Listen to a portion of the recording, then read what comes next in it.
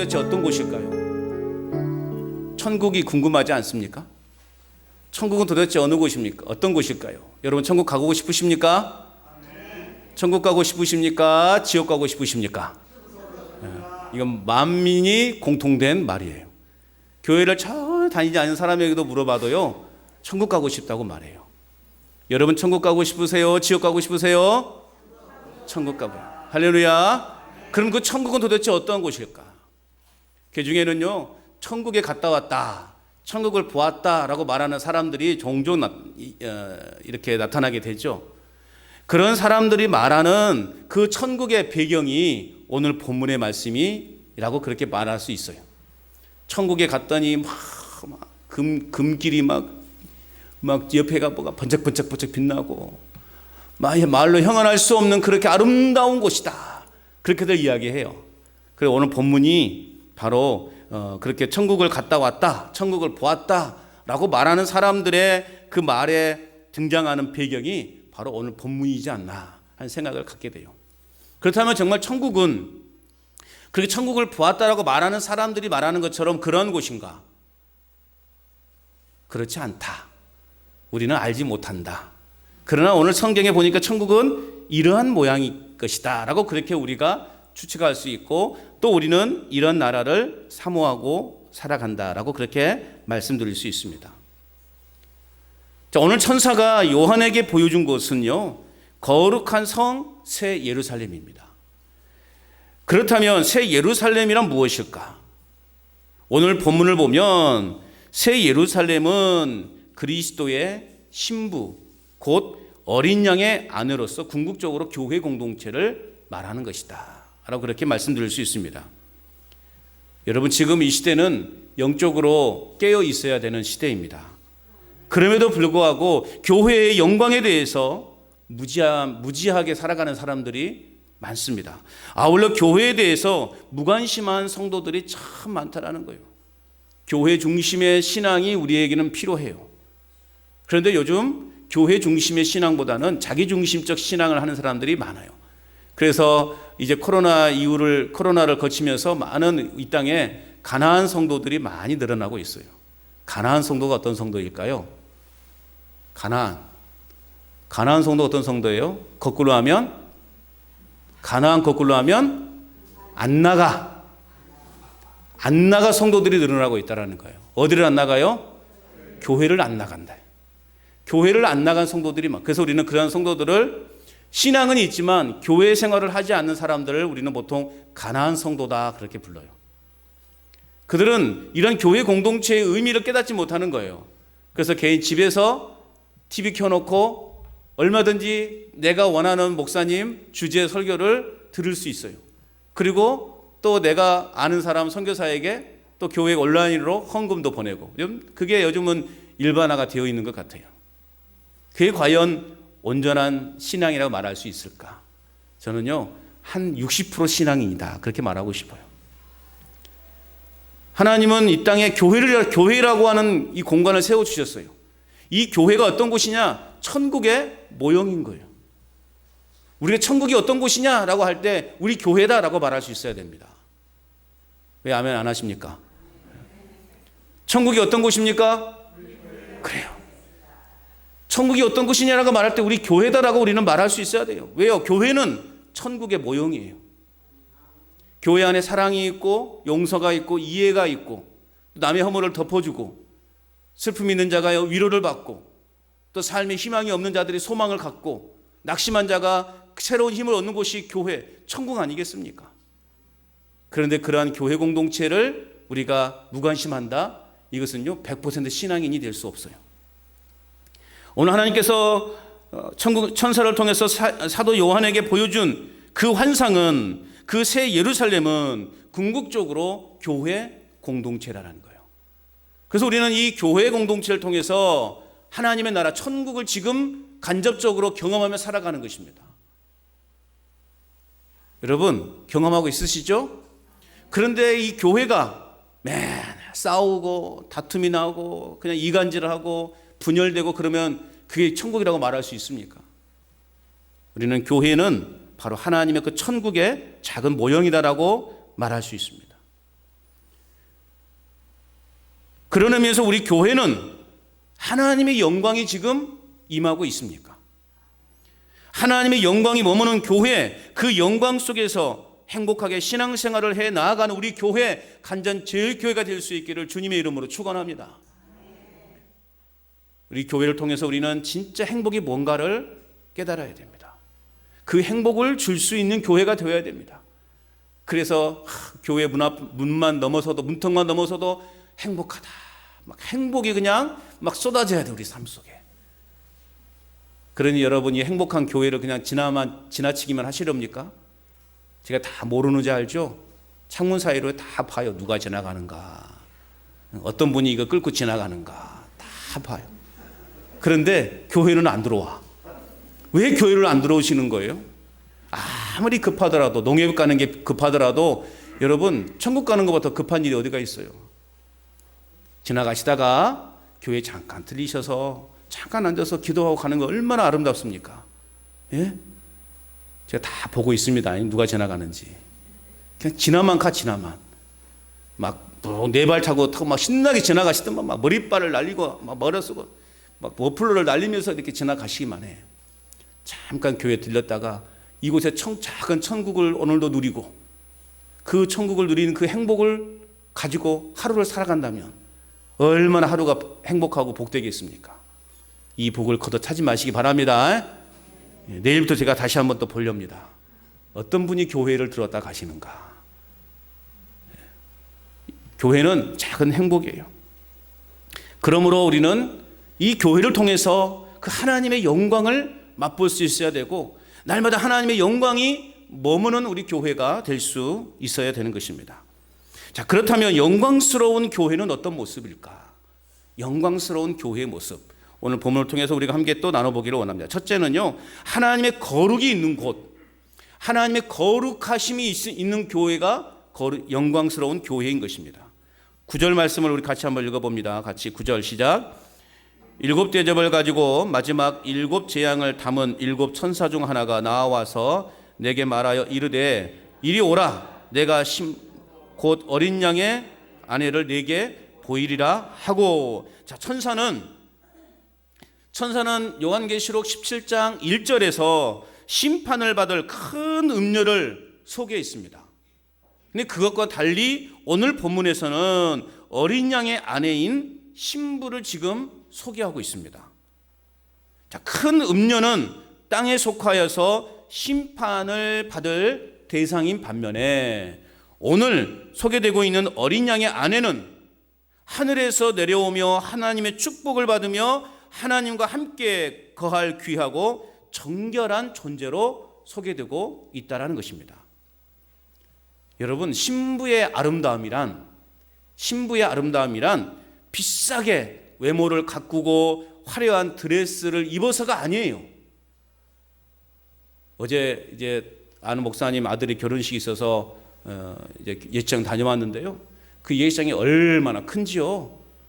그냥 양쪽에서 그냥 신부들이 막 나오는데, 야, 예쁘더만요.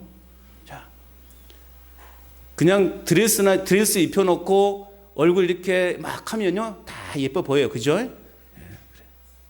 자, 그러나 진정한 아름다움이 비싸게 외모를 가꾸고 화려한 드레스를 입었다고 해서 그 아름다움이 진짜 아름다움이라고 말할 수 있는 것인가? 사실은요, 평소에는 어떤 사람이 더 아름다울 수 있느냐? 음녀, 오늘 성경에서 말하는 음녀가 더 아름다울 수 있다는 거예요. 왜요? 그렇게 매일 꾸미고 치장을 하기 때문이에요. 왜요? 그런 사람들은 더 사람들로 하여금 더 많은 관심을 받을 수 있기 때문에 어쩌면 그런 사람들이 더 그렇다면 아름답다라고 말할 수 있는 거예요. 비싸게 얼굴에 치장을 하고 가면을 쓰고 드레스를 입어서 아름답다고 말한다면 오히려 그런 사람이 더 아름다울 수 있다는 거예요. 그렇다면 오늘 본문의 신부가 정말 아름다운 이유는 뭐냐? 왜 신부를 이렇게 아름답다고 말하고 있는 것인가? 요란하게 꾸며서가 아니에요. 바로 신랑과 함께하고 있기 때문에 그렇습니다. 결혼 예식장에 새하얀 드레스를 입으면 그 많은 신부들의 진짜 아름다움은 비싸게 얼굴을 두껍게 화장을 해서 아름다운 것이 아니라 영원히 함께할 동반자 신랑이 함께하고 있기 때문에 진짜 아름다움인 거예요. 아름다움은요, 거기에서 나오는 거예요. 신랑으로 하여금 귀하고 사랑스러운 존재로 인정받고 있음에 신부는 아름다운 것입니다. 그래서 오늘 우리의 삶의 초점은 오직 신랑 되신 예수 그리스도만 바라보는 삶이 되어야 하는 것입니다. 우리의 삶은 오직 그 예수 그리스도에게만 집중되는 삶을 살아야 하는 것입니다. 그럴 때 우리가 오직 우리의 신랑 되신 예수 그리스도께 집중하여 살아가게 될 때 우리에게 화려한 조명을 받지 않아도 별 다르게 내세울 것이 없는 우리의 인생이라 할지라도 우리의 인생이 아름다운 인생이 되는 거예요. 왜요? 주님이 우리와 함께하고 있기 때문에. 그래서 여러분들의 모습이요 참 아름답습니다. 아름답다니까요. 아이고 목사님 무슨 말씀을, 그냥 얼굴에 찌글찌글 그냥 주름살도 많이 가는데 뭐가 아름답소? 그런데요 아름다워요. 옆에 분 보세요. 아름다운가 안 아름다운가. 그리고 한마디씩 해줘요. 참 아름답소이. 아니 아름답다고 말해도 좋아하지도 않네. 그래서 아름다운 거, 왜 우리가 아름다운가? 주님이 우리와 우리의 삶을 비추고 있기 때문에.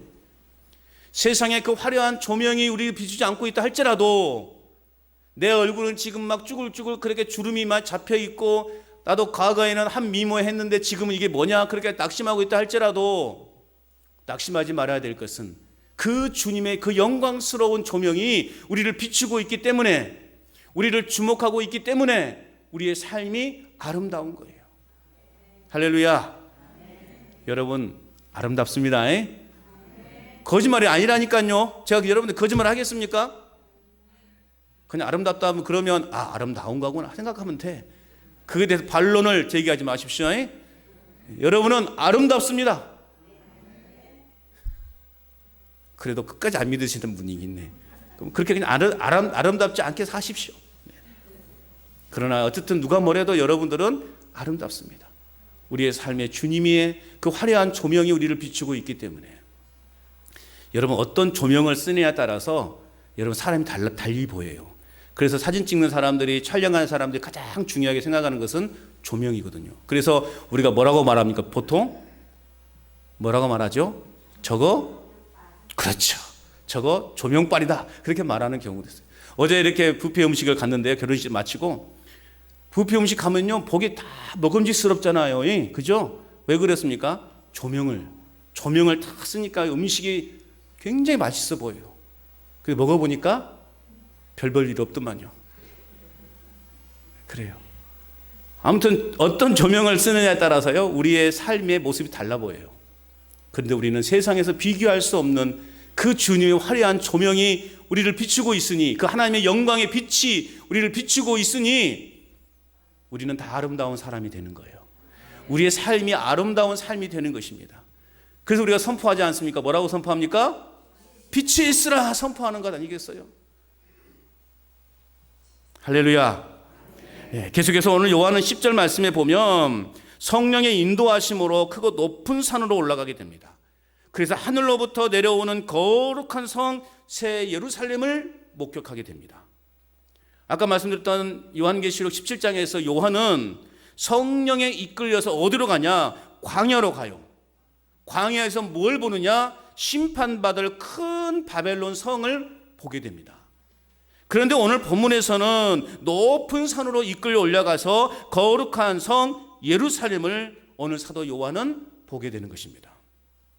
거룩한 성 새 예루살렘은 어떤 곳이냐? 장차 영광을 받게 될 교회라는 것입니다.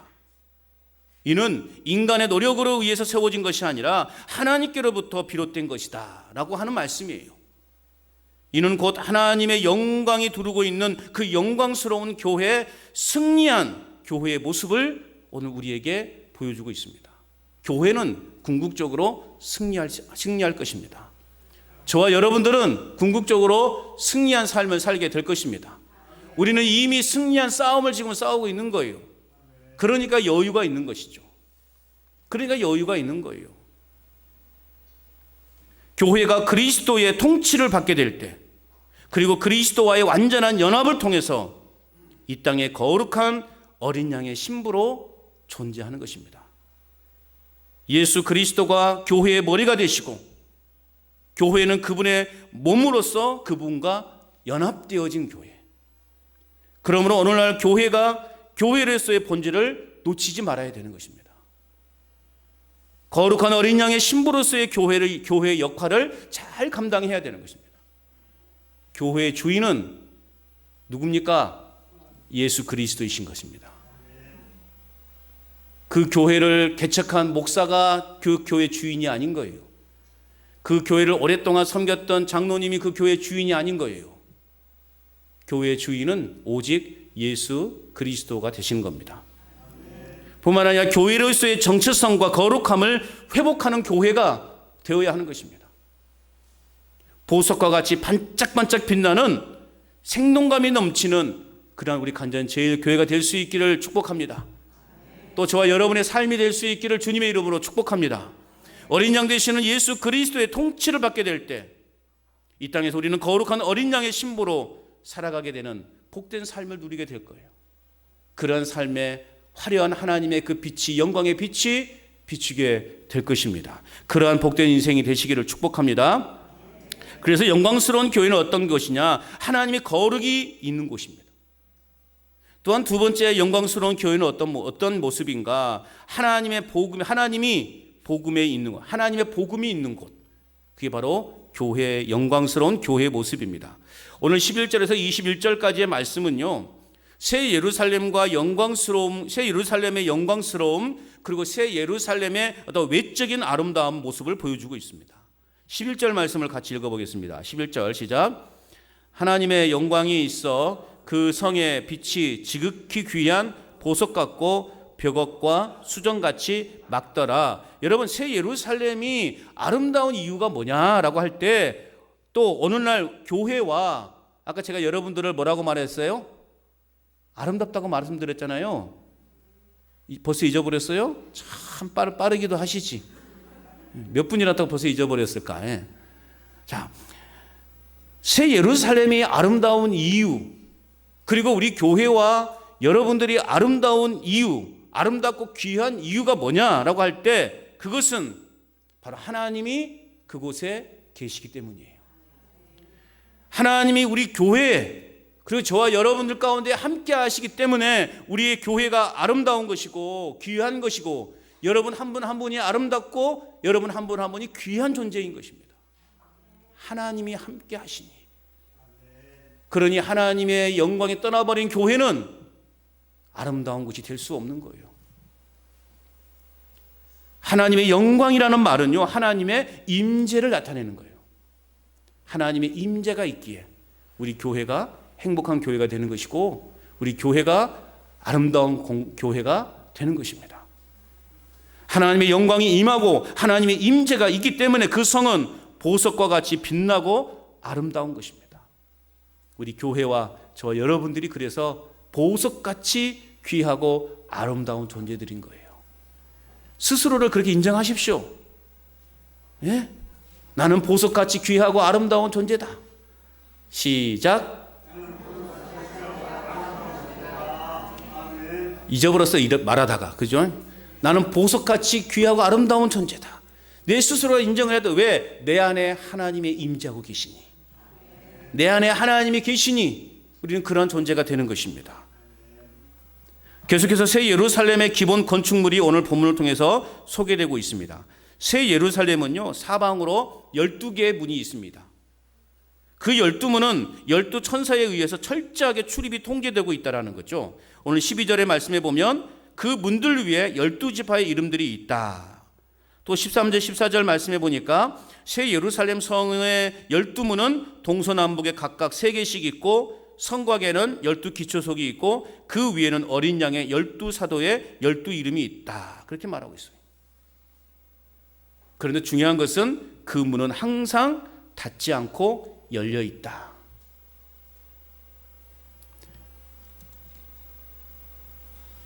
(25절에) 보면 낮의 성문들을 도무지 닫지 아니하리니 표현하고 있는 것처럼 그 성의 문은 항상 열려 있다라는 거죠. 자, 천사가 문을 지키는 것은 뭐냐? 결국 그 새 예루살렘 성은 아무나 들어오는 것이 아니라 구원받은 자만이 들어가도록 하기 위함이라는 거예요.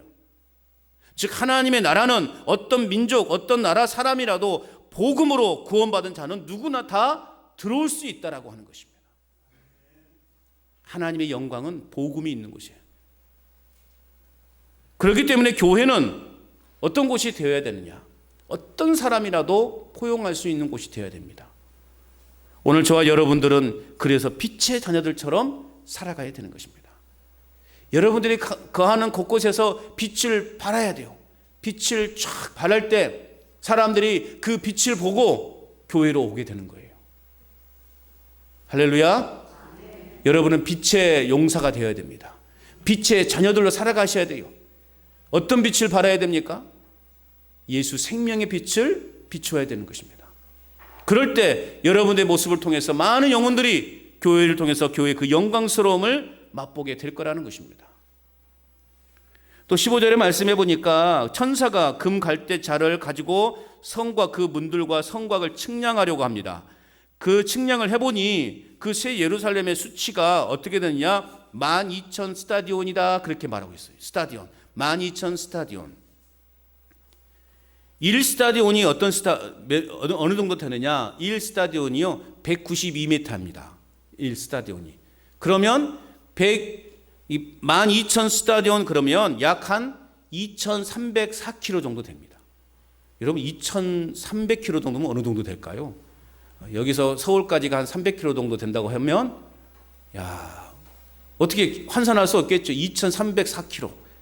이건 결국 무엇을 말하는가? 이 수는 요한계시록에 나타나는 수는 대부분 상징적인 의미를 있다고 말씀을 드렸죠. 예? 상징적인 의미 있어요. 그건 그만큼 하나님의 나라는 무한히 넓다라는 거예요. 사람이 가지고 있는 자로 측량할 수 없는 그러한 곳이 바로 천국이라는 거예요. 하나님의 나라라는 거예요. 그리고 이러한 수치는 교회의 결국에는 광대함, 온전함, 영광스러움을 상징한다라고 그렇게 말씀을 드릴 수 있습니다. 또 오늘 말씀해 보니까 새 예루살렘의 성은 크고 높은 성곽이 있다 그렇게 말하고 있죠. 근데 그 성곽이 높이가 144규빗이다 그렇게 말하고 있습니다. 144규빗. 그럼 1규빗이 얼마나 될까? 1규빗은요 우리 성인으로 볼 때 손가락 끝에서 팔꿈치까지의 길이가 1규빗이에요. 손끝에서 팔꿈치까지가 1규빗. 이게 보통 약한 사람마다 다르겠지만 한 45cm 정도? 45cm 정도 된다고 해요. 그러면 144규빗이라고 그러면 그 높이가 65m 정도 된다. 이것도 하나의 어떤 상징적인 의미라고 볼 수 있죠. 144는 12 곱하기 12. 그러니까 오늘 21장에 보면 12, 12지파, 10이라는 의미가 굉장히 많이 나와요. 이것은 이스라엘 민족 모든 사람의 수라고 그렇게 말할 수 있습니다. 결국 구약의 교회와 그 성취로서의 신약의 교회를 상징하는 것이고 이는 새 예루살렘이 하나님의 온전한 백성으로 구성되어짐을 의미하고 있습니다. 그러니까 하나님의 새 예루살렘 성에는 어떤 자들이 거하는 것인가? 순도 100%의 성도들만 거하는 것입니다. 다른 이물질이 들어올 수 없는 거예요. 다른 불신자가 들어올 수 있는 것이 아니에요. 지옥 갈 인생이 들어오는 것이 아닙니다. 오직 예수 그리스도를 믿어 복음을 믿어 구원받는 자들만이 머무는 곳, 그곳이 바로 새 예루살렘 성이라는 거예요. 오늘날 교회와 새 예루살렘에는 분명한 차이가 있죠. 새 예루살렘에는 완전히 복음 안에서 구원받은 자들만 머무는 곳입니다. 그런데 오늘날 교회는 어떤 곳일까요? 교회는 완전한 곳이 아니에요. 말씀드렸죠? 우리는 지금 이미 온 천국을 누리고 있지만 우리는 아직 완전한 천국은 살지 못하고 있습니다. 불완전한 세상을 살고 있어요. 불완전한 삶을 살고 있는 거예요. 그러니까 이 땅의 교회, 천상의 교회는 100% 완전한 교회이지만 이 땅의 교회는 100% 완전한 교회가 아니라는 말이에요. 불완전한 교회예요. 그러니까 교회 안에는 삭군도 있고 온전한 신자도 있고 또 심지어는 불신자도 있고요. 또 이상한 또 거짓 선지자들도 있는 곳이 바로 교회예요. 그러니까 이 땅에서의 교회와 저 하늘에서의 천상의 교회는 분명히 다릅니다. 그러나 어쨌든 우리 교회는 하나님의 작은 천국의 모형이다 그렇게 말할 수 있습니다. 누구나 들어올 수 있는 것, 예수의 복음 안에서 하나 되어지는 것이 교회다. 그러나 아직은 완전한 교회가 아니기 때문에 불순물들이 끼어 있다. 여러분들은 불순물이 되지 않기를 바랍니다. 순도 100% 하나님의 자녀인 줄 믿습니다. 성곽은 성읍의 한계를 정할 뿐만 아니라 외부의 침입을 막는 데도 사용이 되죠. 하나님의 나라는 성도를 속된 것으로부터 구별하시고 보호합니다. 또한 성도의 공동체인 교회 역시도 하나님의 보호를 받고 있다는 겁니다. 오늘 우리 교회는 하나님께로부터 보호를 받고 있어요. 그래서 그 어떤 누구도 이 교회를 함부로 침범할 수 없고 무너뜨릴 수 없는 것입니다. 교회는 끝까지 존재하는 것입니다. 복음의 터 위에 세워진 교회는 하나님이 주신 지혜로 철저하게 준비되고 계산되어지며 세심한 측량으로 세워진 교회인 것입니다. 사람들이 그냥 뚝딱뚝딱 이렇게 계획해갖고 설계하고 만들어진 교회가 아니라 하나님의 세심한 그런 측량에 의해서 세워진 것이 바로 교회인 거예요. 그러므로 말미암아 한 영혼이 택함을 입어서 이 교회에서 양육되어지고 훈련되어져서 그리스도의 온전한 제자로 세워져 가는 것이 바로 교회의 역할이라는 것입니다. 그런 교회가 우리가 꿈꾸며 또한 우리가 만들어 가야 할 교회의 모습인 것입니다. 우리 교회가 그 역할을 감당하기를 원하는 거예요.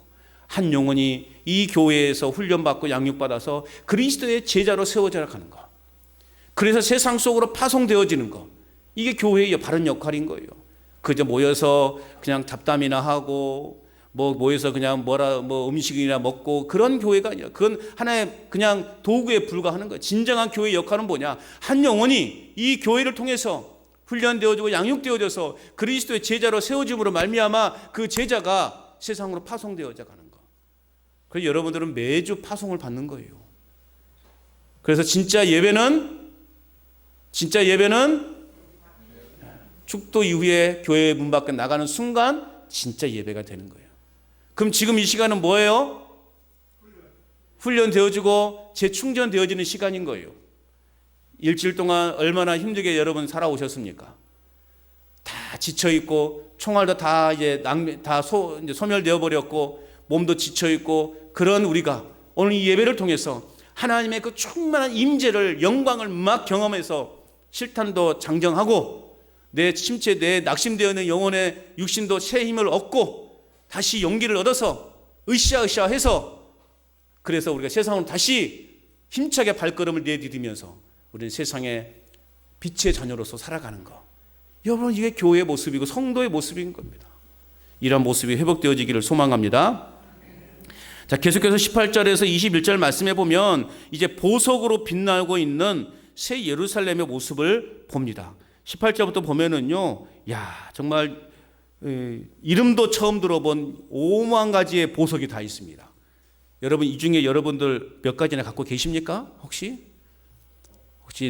장롱 깊숙이 이런 보석 하나 갖고 계셔요?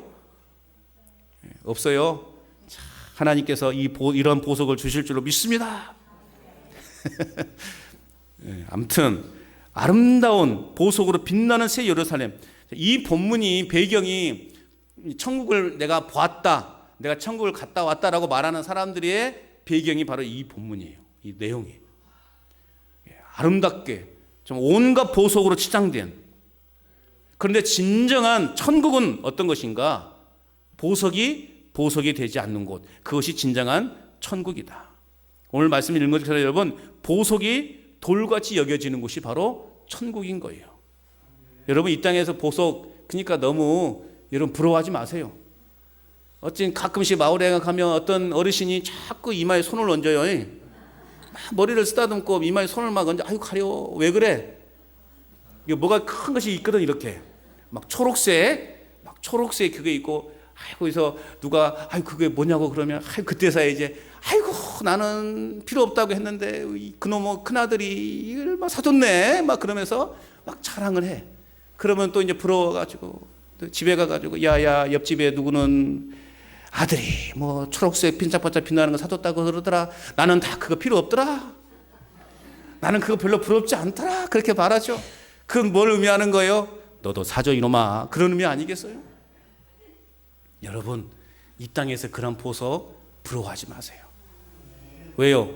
천국 가보면요, 그냥 새거 센 게 보석이에요. 보석이 되지 않는 것이 바로 천국인 거예요. 보석이 돌같이 여겨지는 것이 천국이라는 말이에요. 아멘도 안 하시네. 내가 이거 끼고 있다고 해서 내 죽으면 이거 가져갑니까? 그거 사준 자식이 또 빼가가지고 팔아갖고 지 돈 쓴다니까요? 그러진 않겠지만, 이 땅에서의 여러분, 그런 부귀영화는 하나도 필요 없어요. 천국에 가보니까요, 야, 5만 가지 보석이 다 있다니까요. 보석은 순결과 아름다움, 그리고 소중한 가치를 의미합니다. 그러므로 신부인 교회와 그리고 우리 성도는 어떠해야 되는가? 순결해야 되는 것입니다. 맑은 유리와 같은 정금처럼 아무런 흠과 티가 없어야 되는 것입니다. 그리고 영적 아름다움을 나타내야 되는 것입니다. 신부가 신랑을 맞이하기에 앞서서 예쁘게 꽃단장한 것처럼, 다 꽃단장들 해보셨죠? 예쁘게 꽃단장한 것처럼 오늘도 십자가의 보혈로 우리의 더러움들을 다 씻어내고 말씀과 기도로 아름답게 그리고 예쁘게 꽃단장해서 복음 안에서 그 하나님의 영광을 나타내고 우리에게 오실 그 예수님을 기다리는, 신랑 되신 예수님을 기다리는 저와 여러분의 삶이 될 수 있기를 바랍니다. 어떻게 하라고요? 예쁘게 꽃단장 하라고요. 십자가의 보혈로 더러움을 다 씻어내시고 말씀과 기도로 예쁘게 꽃단장해서 다시 오실 그 예수님을, 신랑 되신 예수님을 맞이하시라고요. 그래서 하나님의 영광의 빛을 복음 안에서 나타내는 삶을 살아가시기를 축복합니다. 끝으로 영광스러운 교회는 어떤 모습인가? 셋째는요, 하나님의 순결이 있는 곳입니다. 오늘 22절, 25절 말씀에는요, 새 예루살렘의 성의 내적 아름다움을 보여주고 있어요. 구약의 이스라엘 백성들은요, 하나님께서는 성막이나 성전의 그 지성소에만 계시는 분으로 이해했어요. 그래서 예수님께서는 십자가에서 성소와 지성소를 가로막는 그 휘장을 찢어버리신 거예요. 십자가에서 죽으심으로 말미암아 그 두꺼운 휘장이 찢어져 버렸어요. 그건 뭐예요? 하나님은 이 지성소 안에만 계시는 분이 아니다라는 거예요. 거룩한 성 예루살렘에는 더 이상 가시적인 이런 성전이 필요치 않은 거예요. 왜요? 전능하신 하나님과 어린 양이신 그리스도께서 직접 당신의 백성들 가운데 임재하셔서 함께 교제하시기 때문에 예수님은 그것을 깨트려 버렸었어요. 그래서 요한은 오늘 22절 말씀에 보면 뭐라고 되어 있습니까? 주 하나님 곧 전능하신 이와 및 어린 양이 그 성전이십니다 말씀하고 있어요. 주 하나님 곧 전능하신 이와 및 어린 양이 그 성전이시다 선언하고 있는 것이에요. 마태복음 12장 6절 말씀에 보면 예수님께서 뭐라고 말씀하고 있습니까? 성전보다 크신 이가 여기 있다 그렇게 말하고 있어요. 예수님이 성전보다 크다라고 그렇게 말씀하고 있는 거예요. 하나님의 성전으로 살아가는, 그래서 우리 자신들이 되어야 됩니다. 우리 한 사람 한 사람은 하나님의 성전이에요. 무엇보다 우리 자신들 안에 주님이 임재하시기 때문에 이미 부분적으로나마 우리는 하나님의 나라를 지금 경험하며 살아가고 있다는 거예요. 그러므로 날마다 공급하시는 말씀으로 하나님의 영광과 임재를 채움으로 작은 천국의 성전의 모습으로 우리는 이 땅을 살아가야 하는 것입니다. 또한 오늘 23절 25절 말씀에 보면은요, 새 예루살렘 성은 해와 달의 비침이 쓸데없다 말씀하고 있어요. 23절 말씀에 보면 그 성은 해와 달의 비침이 쓸데없다 그렇게 말하고 있어요. 왜요? 하나님의 영광이 비치고 어린 양이 그 등불이 되시기 때문에. 이 말씀은 결국 이사야서 24장 23절의 말씀을 성취하고 있어요. 이사야 24장 23절에 뭐라고 되어 있느냐? 그때 달이 수치를 당하고 해가 부끄러워하리니 그렇게 표현하고 있어요. 달이 수치를 당하고 해가 부끄럽다. 이제 더 이상 해와 달이 비침이 필요 없는 거예요. 왜요? 그 땅은 어둠이 없기 때문에 그래요. 25절의 말씀에도 보니까 읽어볼까? 25절 시작. 낮에 성문들을 도무지 닫지 아니하리니 거기에는 뭐가 없다? 밤이 없음이라. 밤이 없기 때문에 여러분 해와 달이 필요 있어요, 없어요? 필요 없는 거예요. 밤이 없기 때문에. 천국은 바로 그러한 곳이라는 거예요. 하나님이 언제나 나와 함께 하시기 때문에 내 삶의 거룩한 빛을 비추시기에 우리 인생에는 영적인 밤이 존재할 수 없다라는 것입니다. 믿으십니까? 때로 예수님이 걸으셨던 고난의 길이 우리에게 주어질 수 있어요. 그러나 그 길 또한 영원한 것이 아니기 때문에 우리는 인내함으로 극복해 나아갈 수 있습니다. 세상에 빛으로 오신 예수님이 그 빛을 따라 용기 있게 한 걸음 한 걸음 우리로 하여금 걸어가도록 또 사명을 감당하도록 힘주시는 분이기 때문에 우리는 인내함으로 그 모든 과정을 이겨낼 수 있는 것입니다. 영적인 어둠이 우리에겐 찾아올 수 없는 거예요. 왜요? 하나님의 밝음이, 하나님의 영광의 빛이 날마다 우리의 삶 가운데 비추고 있기 때문에 때로는 정말 고난의 길, 갑작스러운 어려운 환경을 우리는 만날 때가 있잖아요. 예기치 않은 환난을 경험할 때가 있다란 말이에요. 그럼에도 불구하고 우리가 낙심하지 않을 수 있는 이유는 뭐예요? 하나님의 영광의 빛이 비추고 있기 때문에 우리에게 영적 어둠이라는 것은 있을 수 없다라는 거예요. 그러므로 인내함으로 우리는 믿음으로 이겨낼 수 있는 것입니다. 천사는 말하죠. 오직 어린 양의 생명책에 기록된 바니 그 영광스러운 나라에 들어올 수 있다. 우리 26절 27절 말씀 마지막 같이 읽어봅니다. 시작. 사람들이 만국의 영광과 존귀를 가지고 그리로 들어가겠고 무엇이든지 속된 것이나 가증한 일 또는 거짓말하는 자는 결코 그리로 들어가지 못하되 오직 어린 양의 생명책에 기록된 자들만이 들어가리라. 할렐루야.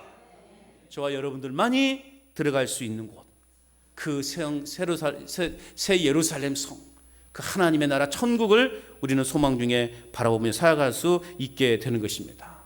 여러분, 이 한 주간도 주님의 임재와 하나님의 영광이 우리의 삶 위에 충만히 임하기를 주의 이름으로 축복합니다. 그래서 예수 그리스도의 그 거룩한 신부로서 우리는 누구를 바라봐야 되는가?